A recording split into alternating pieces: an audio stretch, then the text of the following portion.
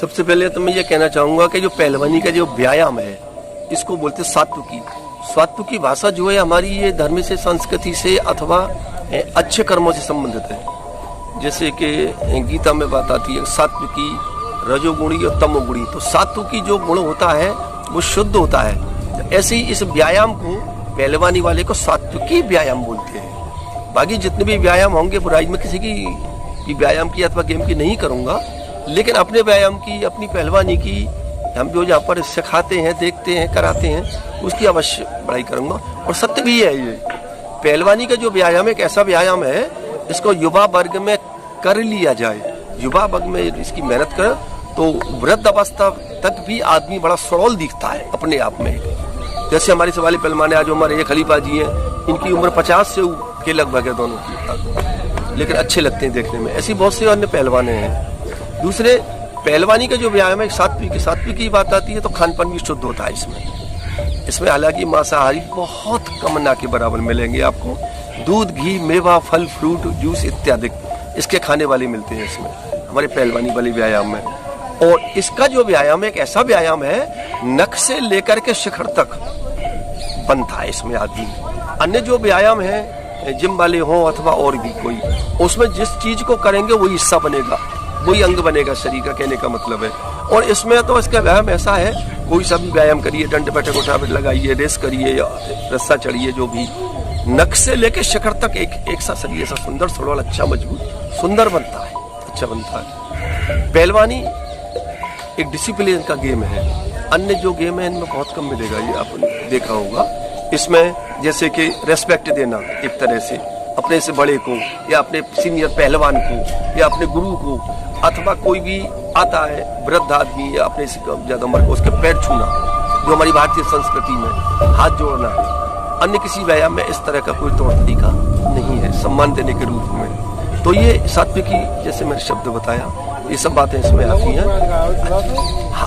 यानी कितना बड़ा भी पहलवान हो, अगर उससे बड़ा वृद्ध पहलवान जिससे पहलवानी कभी पहले की हो, और भले ही वो वृद्ध हो, कमजोर हो, लेकिन वो भी उसको रेस्पेक्ट, एक सम्मान और एक वो देगा। अन्य बुजुर्गों को भी जिन पहलवानी भी न की हो उनके भी पैर छू करके हो।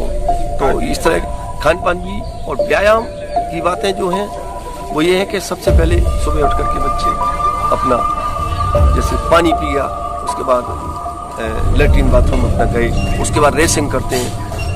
पहले सड़क पर करते थे रेसिंग, लेकिन हमने कहा सड़क पर जाना ठीक नहीं है, दुर्घटनाएं हो जाती हैं, हो सकती हैं। तो यही ग्राउंड है पूरा, ये तब दिख रहा है, ये 2-2.5 बीघा जमीन है, ये अखाड़े के लिए समर्पित है। अखाड़ा पे हमारे खलीफा जी हैं, सवाली पहलवान जी अच्छे पहलवान रहे अपने टाइम के। खलीफा जी ने भी पहलवानी की थी, इन्होंने भी। और तो ये सब अपने निर्देशन में सुबह आकर के यहाँ कराते हैं, जल्दी आते हैं, लगभग 4 बजे आ जाते हैं सुबह ये दोनों। हम थोड़ा लेट आते हैं, फिर सब अपने निर्देशन में, अपने स्थान में हर किसी बच्चे को बड़े ध्यान से समझा के, बता के व्यायाम कराना और खान पान के विषय बनाना। दूसरी बात, थोड़ा व्यायाम करके रेसिंग वगैरह और पीटी और व्यायाम करके सबसे पहले फिर प्रार्थना होती है यहाँ पर भगवान की हमारे यहाँ। वो प्रार्थना ऐसी है, कोई धर्म से संबंधित नहीं है, एक सामूहिक प्रार्थना है। उस प्रार्थना में कोई भी धर्म वाला यहाँ आकर के उस प्रार्थना कर सकता है। एक सामाजिक प्रार्थना है, मतलब वो है तो ऊपर वाले का ही, लेकिन कोई नाम नहीं है उसमें। इस तरह की प्रार्थना है। हमारे अखाड़े पर मुसलमान के बच्चे भी हैं, अन्य वैसी जातियों को जिनको बहुत से लोग समझते हैं छूत अथवा कुछ भी कहें, उस तरह उन जातियों के बच्चे भी हैं। यानी कहने का मतलब है कोई धर्म की पाबंदी नहीं, कोई छुआछूत जाति की कोई ऐसी पाबंदी नहीं। सभी यहाँ एक वसुधैव कुटुंबकम जो वो है, एक कहावत जो सुनते हैं हम, वो यहाँ चर्चा होती है। और प्रार्थना के बाद में फिर सभी अपना थोड़ा सा खाते हैं। उसके बाद में अखाड़े में, ये अखाड़ा है, पहलवान जो बनता है इसमें जो उतरेगा, इसमें जो जोर करेगा, मेहनत करेगा, इसमें जो 2 पहलवान भिड़ते हैं आपस में, उसको जोर बोला जाता है। जोर शब्द नाम जो दिया गया है, जोर का मतलब होता है पूरी ताकत लगा देना अपनी।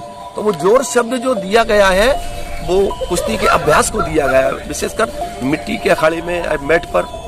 मैट भी है हमारे अखाड़े में, बहुत बड़ा मैट है, 40 बाई 40 का खांचा बना है, पटेमा ये सिस्टम है पूरा टीन के अंदर। और वहाँ गद्दे की भी कुश्ती जब समय समय पर बीच बीच में बताई जाती है, सिखाई जाती है।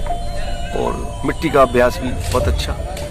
इसको करने के बाद में फिर रस्सा भी है, इस पर चढ़ते हैं, डंबल है, यहाँ वेट लिफ्टिंग का छोटा मोटा शौकीन जो नए बच्चे अन्य आ जाते हैं, जो पहलवानी में रुचि कम रखते हैं अथवा वहीं चलो, तो उनके लिए भी व्यायाम की उनकी परवाह करके उनके व्यायाम के लिए भी थोड़ा संसाधन यहाँ बनाए हुए हैं अभी हम लोगों ने, और आगे भी और प्रयास हैं करने का सारा। तो कहने का मतलब है डिसिप्लिन हमारे यहाँ मुख्य चीज है।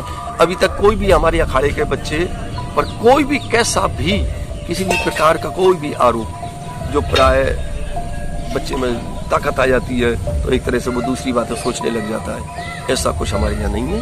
ये विशेषकर सिखाई जाती है, हमारे यहाँ बताई जाती है, इस चीज़ का ज्ञान दिया जाता है। जैसे क्या कहा किसी अखाड़े पर शायद प्रार्थना नहीं होती होगी, शायद मैं ये नहीं कह रहा नहीं होती होगी, होती होगी लेकिन शायद होती होगी, लेकिन हमारे डेली भगवान से निवेदन हाथ जोड़ के सभी खड़े होते हैं। उसके बाद में जन गण मन जो हमारा राष्ट्रीय गान है वो होता है।